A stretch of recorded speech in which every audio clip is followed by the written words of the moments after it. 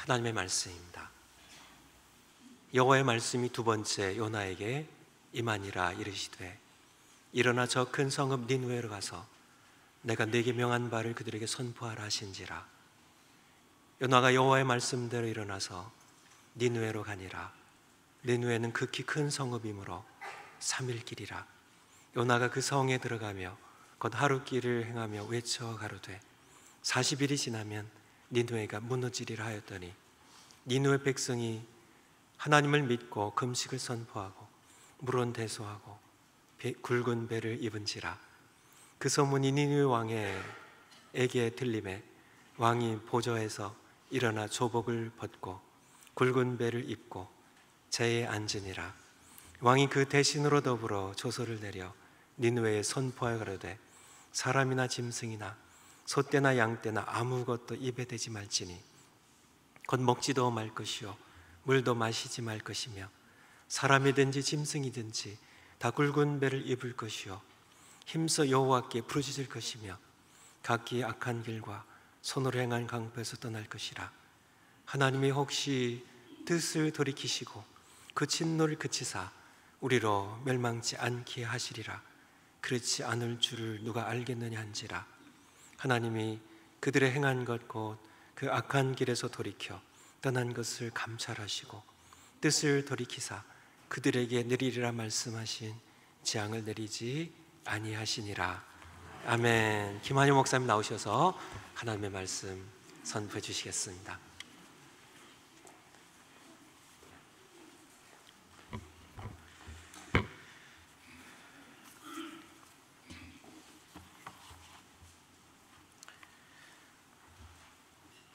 미션 부흥. 부흥이라는 말은 아마 요즘 시대의 화두라고 생각이 듭니다. 특별히 교회의 화두가 부흥이 아닐까 싶습니다. 그러나 이 부흥이라는 말처럼 또 오해되는 단어도 없을 것 같아요. 마치 교회 성장하고 연결시키는 어떤 매직 월드 같이 쓰여지는 게 부흥이 아닌가 싶기도 합니다. 그런데 실은 오늘 인류 역사상에 참 전무후무했던 부흥의 현장을 오늘 우리 본문에서 읽었습니다.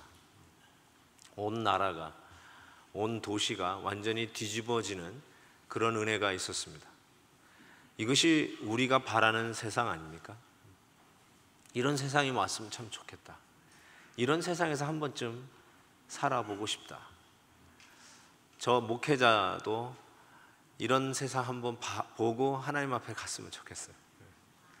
그냥 역사 서적에서나 찾아보는 옛날에 우리 한국의 1907년도 평양 대부흥, 그냥 역사서에 과거에 있었던 그런 기록, 이 미국 뉴잉글랜드 지역에 불어닥쳤다고 하는 대각성 부흥운동, 그냥 책에서만 보고 이랬었나 보다라고 하지 아니하고 정말 우리가 살아가는 이 시대 현 시제로 이런 부흥을 한번 보고 갔으면 참 좋겠다.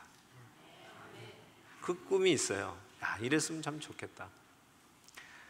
근데 하나님이 이런 부흥을 이루시는 방법을 오늘 본문에서 몇 가지 원리로 가르쳐 주신다고 생각합니다. 이 부흥은 사람의 어떤 인위적인 조작으로 만들어낼 수 있는 것도 아니며 이 부흥은 전적으로 하나님께서 허락하셔야 가능하다는 차원에서 하나님이 어떻게 이런 부흥을 만들어 가시는가를 한번 말씀을 통해서 보기를 원합니다. 첫 번째 우리가 생각해 볼 수 있는 원칙이 있습니다. 1절에 이렇게 본문이 시작합니다. 여호와의 말씀이 두 번째 요나에게 임하니라. 여러분, 여호와의 말씀이 두 번째, 필요하다면 세 번째, 네 번째, 아니 10번이라도 다시 임하실 것을 이야기합니다. 이게 하나님이 부흥을 이루시기 위해서 사용하시는 원칙입니다. 또 임하십니다. 그런데 그 누구에게 임하냐면 바로 실패한 요나에게 임한다는 사실입니다. 하나님은 부흥의 주인공들로 성공한 사람을 쓰는 게 아닙니다. 항상 엘리트 코스를 달리는 사람만 쓰는 게 아닙니다. 실력 있는 사람만 쓰는 게 아닙니다. 하나님은 오히려 부흥의 주자로 실패한 요나와 같은 사람에게 두 번째로, 세 번째로, 필요하다면 그 이상으로 다시 찾아오시는 바로 그 하나님이시라는 겁니다.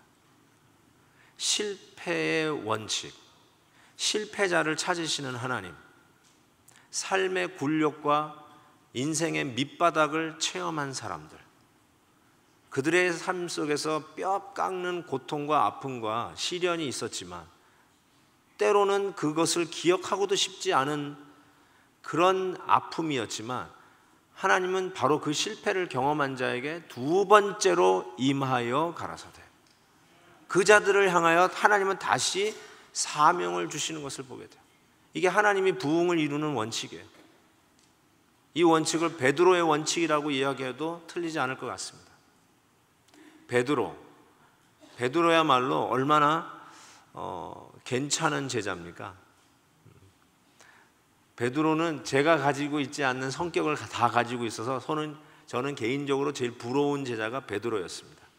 얼마나 아싸라고 박력 있고 좀 성격이 급해서 물 위를 걷는 그런 기적도 경험한 유일한 사람이 되었지만 그래도 예수님이 겟세마네 동산에서 잡혀가실 때 예수님을 끌고 가는 사람들 앞에서 칼을 뽑은 유일한 사람입니다.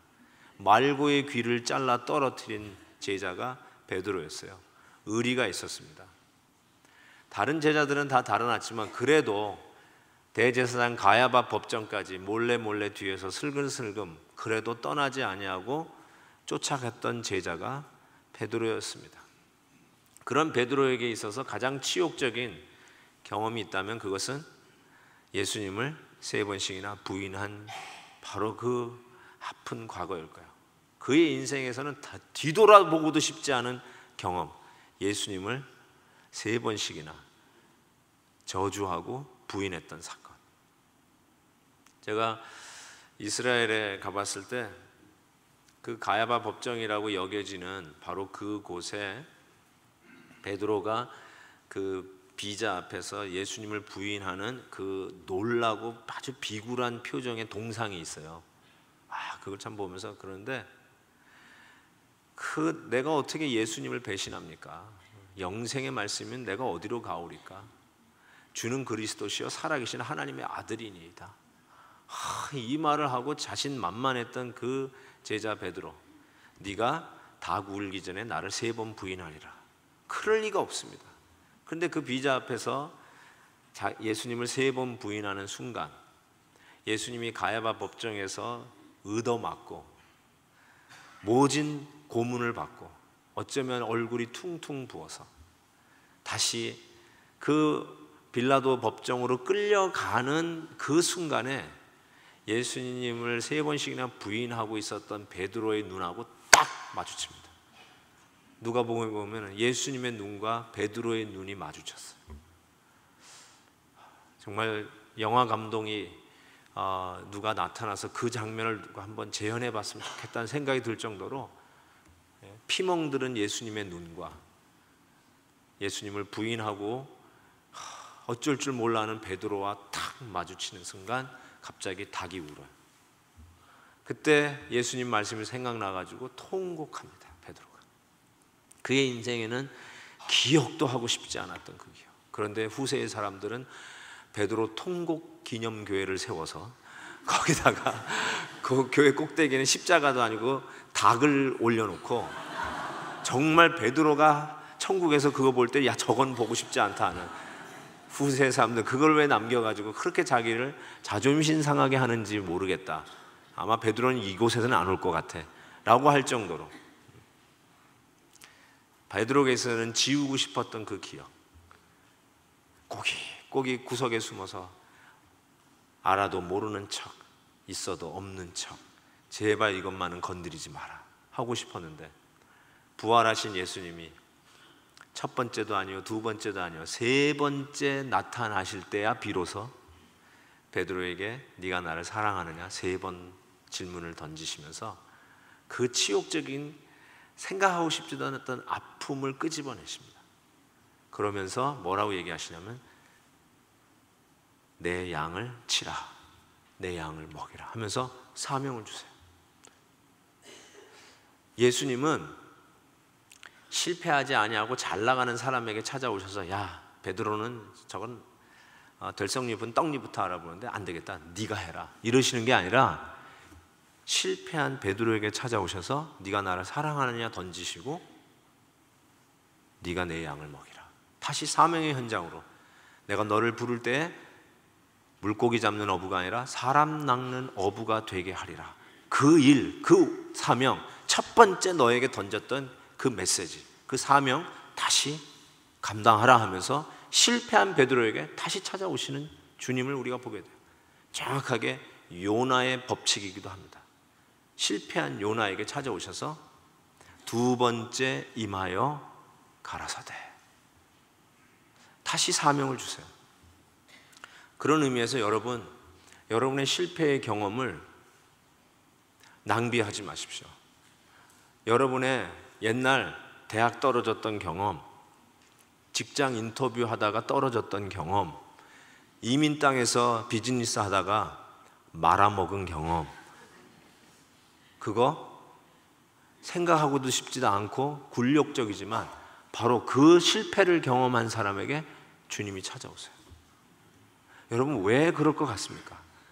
잘 나가는 사람 많은데, 성공한 사람 그렇게도 많은데, 똑똑한 사람 많은데, 이 실리콘밸리에 박사들 많은데 왜 하나님은 나 같은 실패한 자에게 또 사명을 주시겠다고 찾아오시는 걸까요?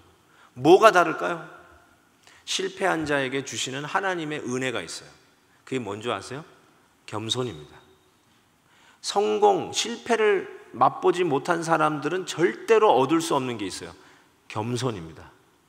오죽하면 사람들끼리도 눈물의 빵을 먹어보지 아니하면 인생을 논하지 말라.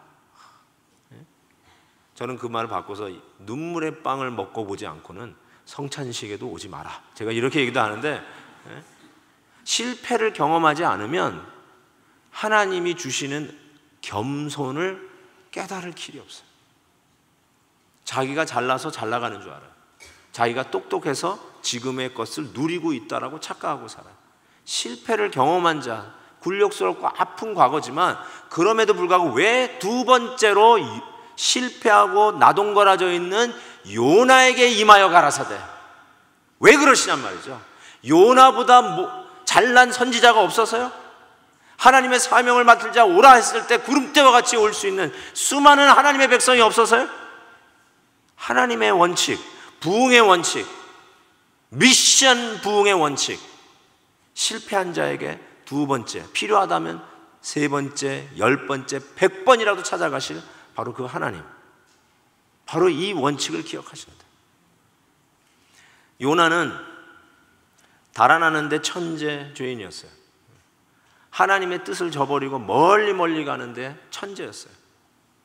그런데 스스로 낭떠러지에 떨어져 지옥길로 가는, 멸망의 길로 가는 것, 자기가 선택해 간 길이니까 놔둘 수도 있었겠지만 하나님은 폭풍을 몰고 그를 추적해 오셨습니다. 이거를 은혜라고 합니다. 우리가 원치 않는 폭풍이었지만 그 폭풍은 나를 죽이기 위한 폭풍이 아니라 살려내기 위하신, 우리를 다시 은혜의 존전으로 리클레임 하시기 위해서 불고 오신 폭풍이었다는 걸 우리가 배웠어요. 어제 저녁에 바로 그 폭풍 밑에 하나님이 숨겨놓은 하나님의 사랑, 큰 물고기로 요나를 그 안에서 회개시키시는 하나님을 보게 돼요. 그 기도 속에서 절절히 하나님 앞으로 돌아가는, 다시 막혔던 하나님과의 통로를 여는 모습을 우리가 보았습니다.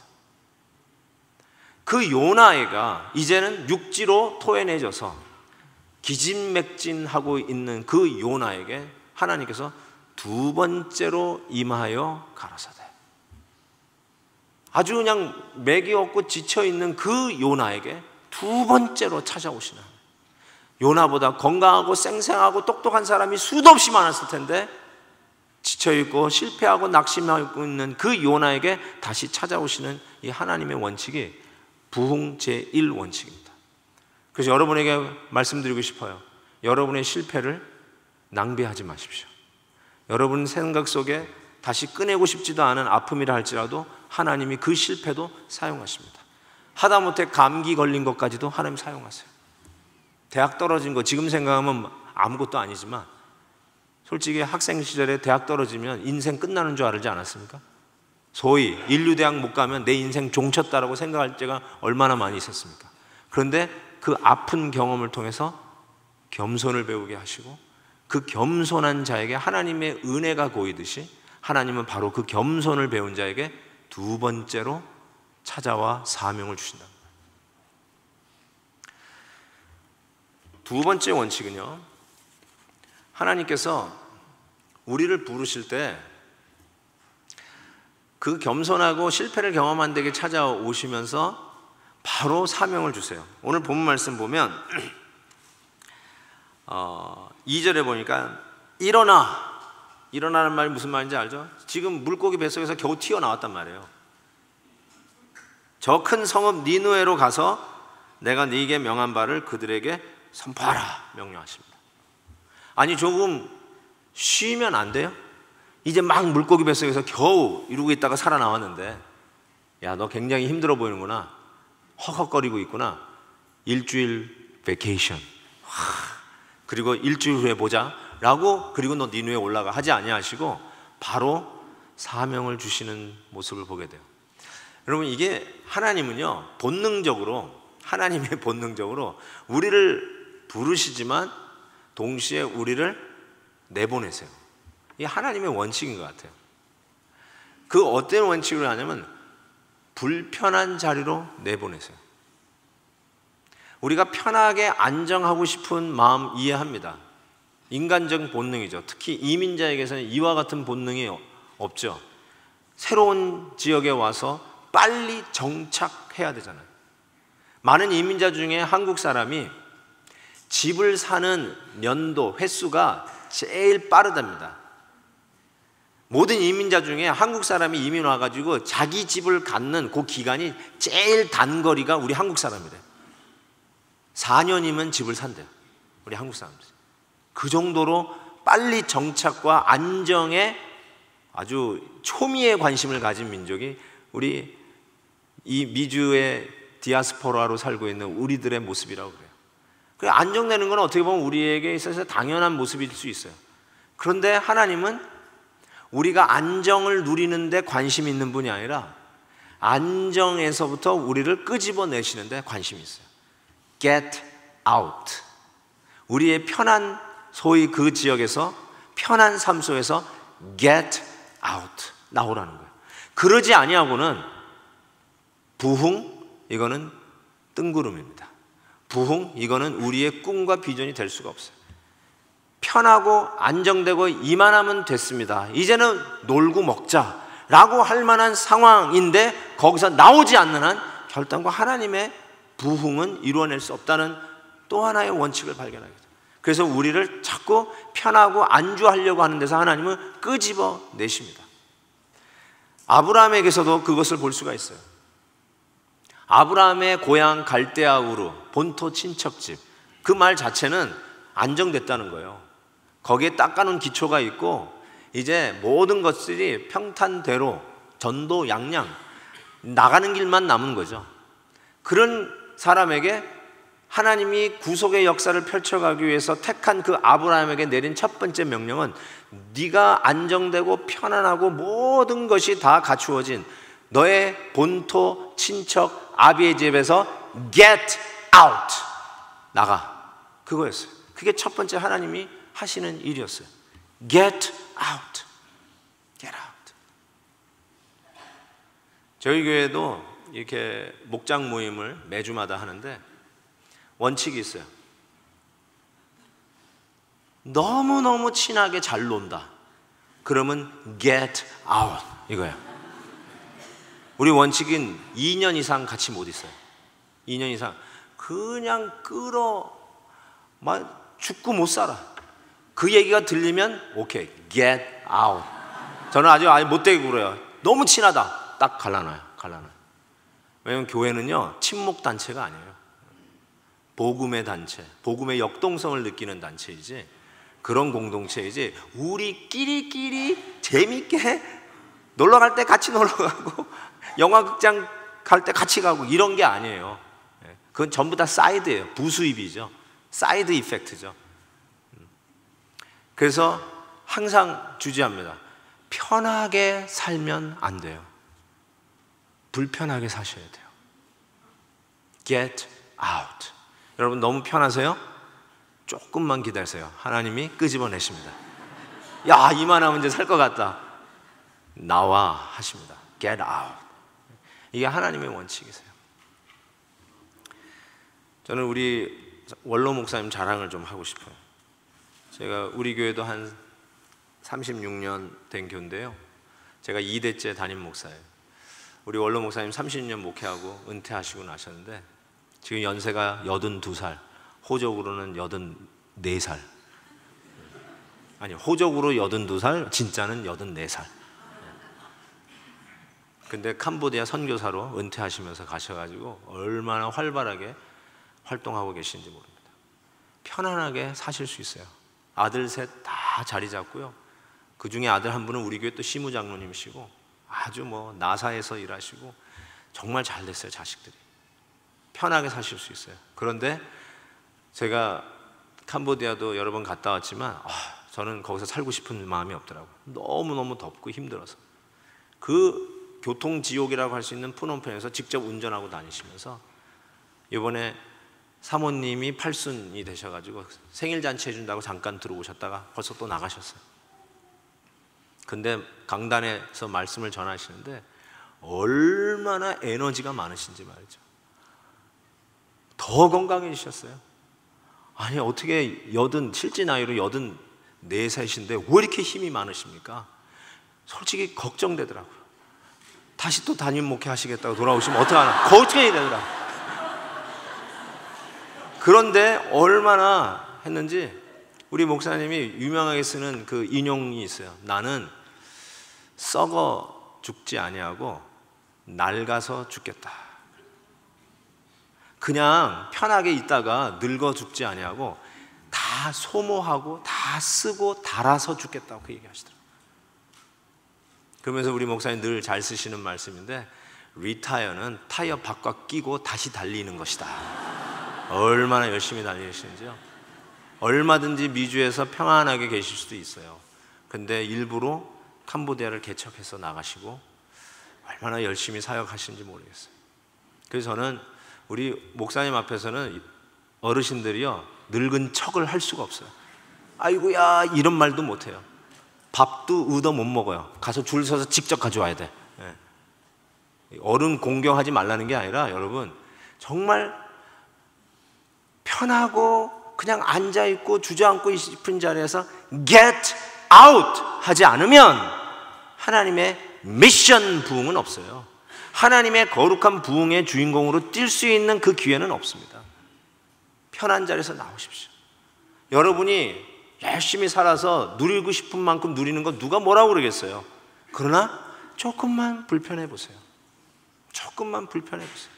A급으로 살아도 아무도 욕할 사람이 없어요. 그런데 한 단계 B급으로 내려오시고 내려온 만큼 나누시고 get out 하시는데 써보세요. 얼마나 그게 우리의 삶 속에 부흥의 역동적인 에너지를 주는지 모릅니다. get out. 요즘 젊은이들의 심각한 문제가 뭔가, 사회적인 문제가 뭔가, 어느 사회학자가 얘기한 것처럼 이렇게 얘기해요. There's nothing to die for, nothing to live for. 이 세상에 살만한 것도 없고 죽을 만한 이유도 없는 세상. 그게 젊은이들이 방황하는 이유예요. 비전이 없는 거예요. 자기의 목숨 걸 만한 일이 없는 거예요. 내가 이 일을 위해서 내일도 눈을 뜨기를 원한다 하는 그런 게 안 보이는 거예요. Nothing to die for, nothing to live for. 여러분, 편해지려고 하는 것이 인생의 목적이에요. 겨우 그 정도? 죽는 게 제일 편해요. 죽는 사람이 뭐 더운 거 있어요, 뭐 추운 거 있어요, 배고픈 거 있어요. 죽는 게 제일 편해요. 그게 어떻게 우리 인생의 목적이 될 수 있어요? 하나님은 우리에게 부흥에 대한 꿈을 주시잖아요. 모든 사회학자, 법률학자, 정치학자, 종교인들, 모든 천란 인간들이라면 다 꿈꿀 수 있는 부흥, 바로 이러한 사회, 이러한 세상, 이것이 바로 우리가 원하는 세상 아니냐. 그걸 어떻게 이루느냐? 하나님께서 실패자에게 찾아오시고 조금 쉬고 안정될 만한데 그게 아니라 get out, 편한 자리에서 나오라는 거죠. 그리고 세 번째, 마지막으로 하나님이 이 부흥을 위해서 쓰시는 원칙을 우리가 볼 수 있는데요, 요나에게 사명을 주어서 드디어 니느웨 성 가서 설교를 하라고 그러죠. 요나가 4절에 보니까 그 성에 들어가 곧 하루길을 외치며 하루길을 행하며 외쳐 가로되 40일이 지나면 니느웨가 무너지리라. 이 요나가 이 간단한 메시지를 전하는데 여기에서 전무후무한 부흥의 역사가 일어났어요. 이거 신학교에서 이렇게 설교하잖아요. 이거 D 학점이에요. D. 이런 설교 D예요. 40일이 지나면 니느웨가 무너진다. 끝! 예화도 없고 설득력도 없고 재미도 없고, 여러분 이런 설교 D 설교예요. 40일이 지나면 니느웨가 무너지리라. 끝. 근데 이 말씀에 어마어마한 부흥이 일어나는데 온 시가 뒤집어졌어요. 여러분 이것은 우리에게 뭘 시사하냐면, 어제도 말씀드린 것처럼 우리가 흔히 생각하기에 위대한 설교가가 나타나면 부흥이 있을 것이다 착각하는데 그렇지 않아요. 하나님은 원하시면 당나귀를 쓰셔서라도 당신의 말씀을 전하십니다. 저 돌들을 향해서 외치라 해서 하나님의 말씀을 얼마든지 외치게 하실 수 있는 분이 우리 하나님이십니다. 문제는 뭐냐면 어제 저녁처럼 자기 자신을 어베일러블하게 드리느냐예요. 똑똑하고 실력 있고 능력 있는 사람이 필요한 게 아니라 하나님 나를 쓰시겠어요? 쓰세요 하고 내놓는 사람, 순종하여 가는 사람. 요나가 그 지친 이제 물고기 속에서 갓 튀어나와서 죽다 살아난 그 사람에게 go! 가라 했을 때 yes sir! 하고 가서 전한 말씀, 형편없는 메시지. 40일이 지나면 니느웨가 무너지리라. 정말 설교가들에게 소망을 주는 이 모습. 이렇게 설교해도 부흥은 일어난다. 40일이 지나면 이 성이 무너지리라. 이 메시지 순종하며 하나님 앞에 자기 자신을 드렸을 때 그거를 하나님이 쓰셔서 인류 역사의 전무후무한 그 아수르, 악한 나라, 악한 도시가 뒤집어지는 역사를 일으키는데, 하나님이 이 부흥을 어떻게 일으키냐면요, 이 간단한 메시지에 온 사람들에게 회개가 일어나는 것을 보게 돼요. 5절에 보니까 니느웨 백성이 하나님을 믿었다. 그 메시지 하나님을 믿었어요.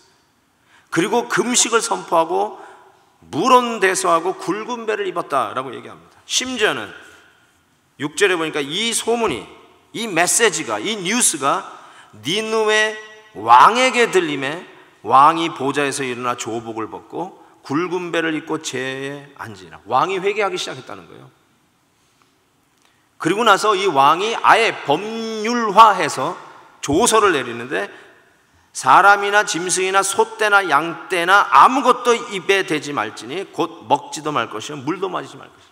사람만 금식하는 게 아니라 짐승들 키우는 가축들도 전부 다 금식 선언을 해버렸어요. 세상에 이런 부흥의 역사는 없었어요. 임금부터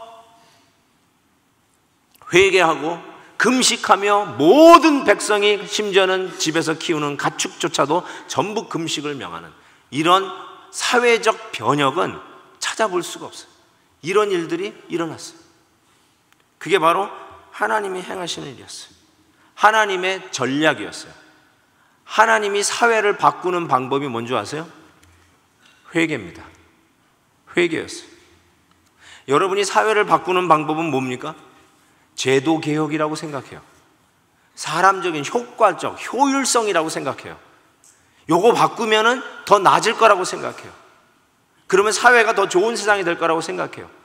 대통령제가 되면 더 좋은 나라가 될 것이다. 아니다. 내각제가 되면 더 좋은 나라가 될 것이다. 뭐 공화당이 잡으면 더 좋은 나라가 될 것이다. 아니다. 민주당이 잡아야 더 좋은 나라가 될 것이다. 우리는 자꾸 그런 식으로 나가요. 근데 하나님께서 이 사회, 모든 사람이 바라는 염원의 부흥된 사회는 회개함으로 이루어내시는 것을 볼 수 있어요. 그게 하나님의 전략이에요. 너무 심플하고 너무 별 생각 없이 하는 말 같지만 그게 하나님의 방법이었어요. 인간의 모든 방법론, 제도적인 추구는 한계가 있어요. 항상 막다른 골목이 있고 블라인드 스팟이 있고 한계가 있어서 또 바꿔야 되고 사회가 변화하면서 또 개선해야 될 것들이 수도 없이 보입니다. 절대적 법칙이 없는 것 같아요. 근데 하나님께서 기름 부어 우리에게 부흥의 방법으로 주신 것은 회개예요. 회개. 여러분, 이 회개를 생각할 때 우리는 회개는 못된 사람만 하는 것이라고 생각할 수 있습니다. 맞아요. 못된 짓 한 사람 회개해야 됩니다. 자기의 잘못을 깨달으면 회개를 해야 돼요. 여러분, 가끔 저에게도 이런 성향이 있는데 어려운 일이 일어나면 그냥 거의 반자동으로 떠오르는 생각이 내가 무슨 잘못을 했나 라는 생각을 하게 됩니다. 여러분, 그것이 어쩌면 우리들의 일반적인 경향일 수 있어요. 그래서 내가 이거 잘못했구나. 그래서 하나님 앞에 회개를 하게 됩니다. 여러분, 이런 것은 우리가 마땅히 해야 할 회개입니다. 거짓말 하셨으면 회개하셔야죠. 내 유익에 눈이 어두워가지고 남에게 손해를 끼치고 그랬으면 당연히 회개하셔야죠. 근거도 없이 남의 말 하면서 험담하셨습니까? 회개하셔야죠. 그 정도는 하셔야죠. 그 정도는. 세상 기준에도 이야기하는 그 정도는 성도들이 당연히 회개해야죠. 근데 그거는 당연한 건데 실은 여러분에게 도전하고 싶은 회개가 있어요. 로마서 2장 4절에 보면 이런 말씀이 있습니다. 로마서 2장 4절. 혹 네가 하나님의 인자하심이 너를 인도하여 회개케 하심을 알지 못하며 그의 인자하심과 용납하심과 길이 참으심의 풍성함을 멸시하느뇨 라고 했습니다. 다시 말씀드립니다. 잘 들어보세요. 네가 하나님의 인자하심이, 즉 여러분에게 좋은 일, 행복한 일, 감사한 일을 베푸시는 그 하나님의 인자하심이 너를 인도하여 너로 하여금 회개케 하심을 알지 못하느뇨 이렇게 얘기했어요. 우리에게 환난과 어려움이 닥쳤을 때 세상 사람들도 자기의 잘못을 뒤돌아보면서 회개하는 그 수준 말고 우리에게 행복하고 감사하고 좋은 일, 세속적인 표현으로 대박난 일, 그런 일이 일어난 이유는 너로 하여금 뭐 하게끔 회개케 하심인 줄 알지 못하느냐. 너 왜 회개하지 않느냐? 하나님이 이렇게 선한 일들을 너에게 베푸는데 회개하지 않는 우리들을 향해서 뭐라고 얘기하시냐면 하나님의 인자하심과 용납하심과 길이 참으심이 풍성함을 너희가 멸시하느뇨 이렇게 얘기했어요. 좋은 일이 있는데도, 감사한 일이 있는데도 회개하지 않으면 하나님의 인자하심을 너희가 어떻게 멸시하느냐라고 지적하고 있다는 사실이죠. 저의 인생에 매듭을 짓는 말씀이 이거예요. 거듭나고 나서 우리 신앙생활이 성장하고 나아갈 때 그래도 중요한 매듭이 있어요. 대나무에 매듭이 지어지듯이 저는 이 말씀이 저희 신앙에서 아주 중요한 매듭을 지어준 말씀이에요. 제가 많이 변했어요. 이 말씀 보고. 여러분에게 나쁜 일이 있을 때 회개하는 거 일반적인 사람이 다 하는 회개예요. 그런데 성도들이 부흥을 미션으로 생각하며 이 시대를 살아가는 성도들이 가져야 할 회개는 하나님이 인자하심을 베푸실 때 하는 회개가 바로 부흥을 가져오는 회개예요. 하나님의 말씀이, 메시지가 니느웨 임금의 마음을 터치했어요. 문자적으로 해석하면 니느웨의 마음에 이르니가 아니라 터치예요. 터치. 하나님의 말씀, 양날 선 검보다도 예리한 홍과 영감이 관절과 골수를 찔러 쪼개기까지 하는 그 하나님의 말씀이 니느웨 왕의 임금의 마음을 터치. 그때 회개가 일어나는데 저는 이 말씀이 저의 마음을 터치했어요. 그래서 어려우고 힘들고 낙심된 일이 있을 때만 회개하는 거고, 내가 못된 짓 한 것만 회개하는 게 아니라 하나님이 나에게 베푸신 인자하심을 회개하기 시작하면서 삶의 많은 변화를 체험했어요. 제 얘기를 해서 정말 죄송합니다. 저희 아들이요, 뭐 우리 한국 아이들 다 공부 잘하니까 우리 아들도 그 중에 하나였어요. 아주 탁월하게 잘하지는 않아도 그 중에 잘하는 아이예요. 그냥 한 번은 나중에 이렇게 보니까 금메달을 하나 들고 집에 들어왔어요. 그래서 우리 집에는 그런 거 하나도 없거든요. 그래서 우리 가문에 웬 또 메달이냐 뭐 이러면서 했더니 수학 경시대회에 나와가지고 금메달을 따가지고 온 거예요. 그 얘기를 딱 듣는 순간에 와, 역시 넌 내 아빠 머리를 닮았구나 막 이러고 있었는데 엄마보다는 아빠를 닮은 것 같아. 이런 얘기 하다가 오늘 이 말씀이 생각이 났어요. 하나님이 인자하심을 베푸실 때 왜 너로 하여금 회개케 하는인데 왜 회개하지 않느냐, 왜 그 영광을 네가 따먹느냐. 이 말씀이 턱 나는데 회개해야 되겠다 해가지고 정말로 순종한다는 마음으로 의지적으로, 왜 해야 되는지 모르지만 하나님, 우리 아들 금메달 딴 거 회개합니다. 진짜 여러분 웃었듯이 저도 웃음이 날 정도로 회개합니다. 회개합니다. 그런데 갑자기 하나님이 메시지를 주시며 치시는데 진짜 회개하게 하더라고요. 네가 네 아들 숙제 한번 봐준 적 있냐? 네 아들 입학식 졸업식 가본 적 있느냐? 네 아들 수학경시대에 나가가지고 금메달 따왔다는데 너 그 아들 붙잡아 놓고 수학 문제 한번 풀어본 적 있느냐? 그건 고사고요. 제가요, 우리 아들을 위해서 시험 보러 나가는 우리 아들 놓고 시험 잘 보도록 기도 한번 해준 적이 없어요. 성도들 핑계 댔어요. 신방 핑계 댔어요. 교회 일 바쁘다고 핑계 댔어요. 성도들 자녀들을 위해서는 기도한 것 같은데 막상 내 아들을 위해서는 그런 기도를 왜 안 했는지 모르지만 그게 막 떠오르기 시작하는 거예요. 아무것도 해준 것이 없더라고요.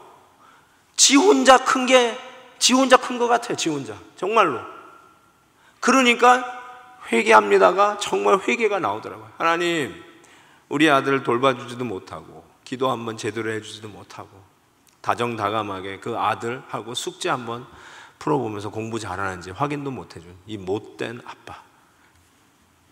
성도들에게는 혹시 좋은 목사였는지 모르겠지만 가정에서는 참 못된 아빠였구나. 하나님한테 회개합니다. 아무 공로 없는 나에게 그래도 금메달 딴 아들을 주시니 회개합니다.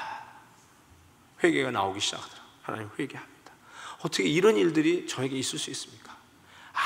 아무것도 한 것 없는 나에게 어떻게 이런 것이 옵니까? 이건 대가가 아닙니다. 전적인 하나님의 은혜입니다. 회개합니다. 하나님의 인자하심이 너로 인도하여 회개케 하심인지를 알지 못합니다.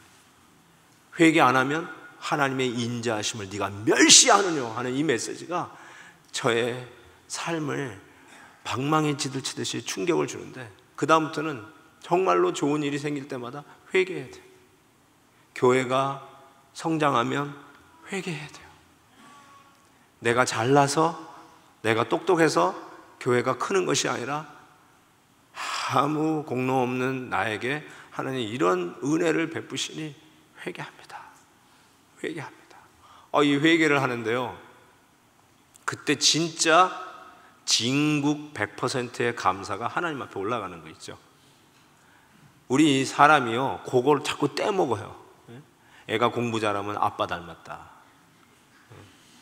야, 애가 잘하면 엄마가 야, 너 말이야, 내가 밥도 안 먹고 너 라이드 해주느라고 이렇게 바삐 뛰니까 너 결국 해내는구나. 야, 엄마가 반응한 거야. 떼먹어 막. 근데 회개합니다 하니까 하나님이 100% 영광을 받으시더라고요. 이거구나. 막 살아나는 것 같아요. 정말 은혜가 뭔지를 아는 것 같아요. 제가 이 은혜를 우리 장로님과 나눴더니 우리 장로님도 회개하기 시작했어요. 그 장로님은 결혼하고 나서 15년 만에 아들을 낳았어요. 무녀 동남 외아들이에요. 그냥 하나만 낳았으니 이 아들에게 모든 걸 다 투자하면서 살았어요. 그 아들이요, 잘생겼어요. 얼마나 핸섬하게 생겼는데 착해요. 되바라지도 않고. 그런데 이 아들이 예일대학 갔어요. 와, 그래서 이 장로님은 너무너무 자랑스러운 거예요. 그 아들, 외아들 예일대학 갔으니 얼마나 괜찮은 거예요. 이건 정말 격려해주고 자랑해주고 막 칭찬해줘야 할 일이에요. 근데 이 장로님은 좌우지가 이렇게 대화하다 보면 모든 대화가 다 예일대로 끝나. 아무 상관없는 얘기를 해도 무조건 예일대로 가요. 아유, 뭐 장로님 오늘 날씨 너무 좋아요. 그러면 예일대도 날씨가 좋나? 뭐 이런 식으로 가는 거야. 하여튼 모든 게 다 그쪽으로 가시는 거예요. 이분이 그 얘기를 듣고 회개하기 시작하는데 정말 문자 그대로 하나님, 우리 아들 예일대 가서 회개합니다. 막 회개를 하기 시작해요. 자기가 별로 해준 거 없고 좋은 아버지 못 해줬고 뭐 뒷담화를 안 해줬는데 기껏해야 수업료 대준 것뿐이 없는데 어떻게 이 아들이 이렇게 잘 자라고 잘 자라고 지금 월가에서 돈을 얼마나 많이 버는지. 회개합니다. 회개합니다. 그래서 여러분에게 도전하고 싶어요. 여러분의 회개는 그냥 뒷골목에서 놀다가 이제는 손 털고 마치 빛의 세계로 나오는 식의 그런 회개 말고요. 그 조폭들도 하는 회개니까 그런 거 말고요. 정말 부흥을 미션으로 삼는 성도들의 회개, 하나님의 인자하심이 나로 인도하여 회개케 하심인 줄 알지 못하느냐. 그래서 좋은 일이 있을 때 회개하는 성도, 그때 진정한 부흥이 오기 시작하는 거죠. 여러분에게 도전합니다. 좋은 남편 주신 거 감사는 했을지 모르지만 회개해 보셨어요? 나 같은 여자에게 어찌 이런 남편을 주셨나요? 회개합니다. 우리 와이프 오늘 좀 데리고 왔었어야 되는데 자우지가 회개합니다. 고마운 줄 몰라 우리 아내 자우지가. 여러분, 아들이 잘 컸어요? 회개하십시오. 경제난 속에 여러분 비즈니스가 그래도 근간 여기까지 꾸려올 수 있으셨어요? 내가 역시 비즈니스는 천재야. 내 머리가 똑똑해서 여기까지 뚫고 왔어. 그따운 소리 하지 말고 회개하십시오. 하나님, 나 같은 사람에게 이 어려운 상황에 수많은 사람들이 나가 자빠지고 뱅크럽하는 이 시대에 내 이 사업을 여기까지 지켜주신 거 회개합니다. 자격이 없는데 하나님 왜 나한테 이 은혜 주십니까? 회개합니다. 성도들의 최고의 자랑, 좋은 교회 주셔서 감사 전에 회개합니다. 나 같은 사람에게 왜 이렇게 좋은 교회 주셔서 늘 영혼의 고향과 같이 쉼과 안식을 주고 하나님을 마음껏 예배하며 감격할 수 있는 이런 아름다운 믿음의 공동체 주신 거 회개합니다. 좋은 목사님 주신 거 당연히 받는 게 아니라 이런 좋은 목사님 주신 거 회개합니다. 좋은 목자 주신 거 회개합니다. 좋은 시설 주신 거, 나 이거 그냥 우리 교회 가져가고 싶어. 이 좋은 시설 회개합니다. 모르시죠? 저도 부러운데 이거 얼마나 부러워하는 사람들이 많은데 당연히 누린다고 목에 힘주지 마세요. 회개하십시오. 왜 나에게 이렇게 좋은 것으로 인자하심으로 베푸시는지 회개하십시오. 회개하십시오.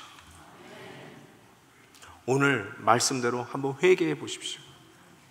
나에게 좋은 집 주신 거 회개하시고 우리 집 잔디가 다른 집 잔디보다 더 파란 거 회개하시고 새 차 사시면 새 차 산다고 좋아가지고 뻐기고 다니지 마시고 뭐 하라고요?